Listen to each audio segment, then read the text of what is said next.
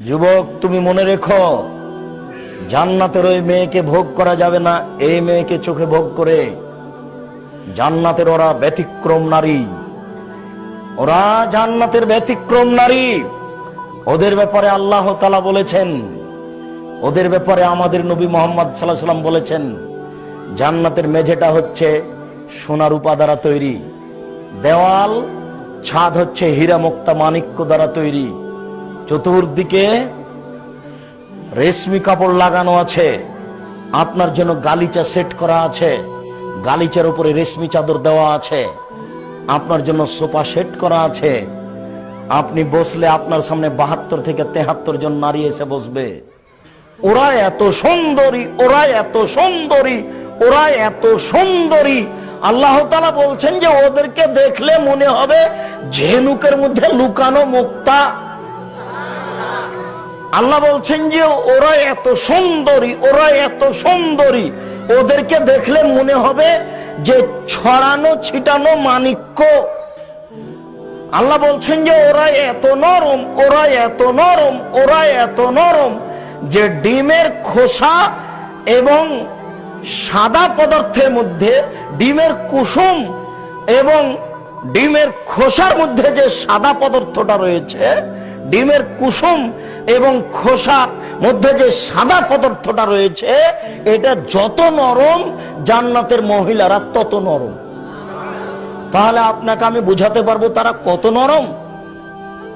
মহান আল্লাহ বলছেন যে ওয়াকাওয়াইবা আত্রাবা, স্ফীত বক্ষে, গোলাকার বক্ষের অধিকারিণী। 15-16 বছরের মেয়েরা যেমন হয়, তো মেয়েদের তো ওদের সাথে তুলনা করা যাবে না। এরকম বক্ষের অধিকারিণী তারা, মাথায় লম্বা লম্বা কুচকুচে কোকড়া কোকড়া চুল।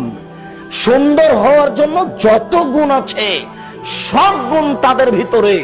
কোনোদিন তাদের পেশাব হবে না, কোনোদিন তাদের পায়খানা হবে না, কোনোদিন তাদের হায়েজ হবে না, কোনোদিন তাদের শরীর ময়লা হবে না, কোনোদিন তাদের কাপড়ে ময়লা হবে না। সব সময় তারা একই রকম থাকবে। 72 থেকে 73 জন নারী সামনে এসে বসবে। ইতিমধ্যে একজন এসে বলবে অবশিষ্ট, আসসালামু আলাইকুম। আপনি বলবেন ওয়ালাইকুম আসসালাম। তারপর আপনি বলবেন মানান্তি, তুমি কে?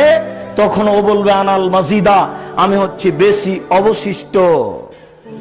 আপনি তার মুখের দিকে তাকাবেন, তার মুখের দিকে তাকালেই আপনার পুরো চেহারাটা আপনি তার গালে দেখতে পাবেন।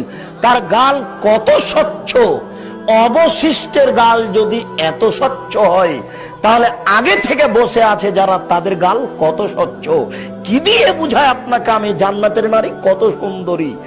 এই পর্যায়ে থাকতে থাকতে তারা একবার বলে উঠবে, নাহনুল খালেদাতু ফালানা বেদো অনানাইমাতু ফালানা বাসো অনানুর রাজিয়াতু ফালানাসখাতু তুবালে মান কানা লানা ওয়া কুন্না লাহু।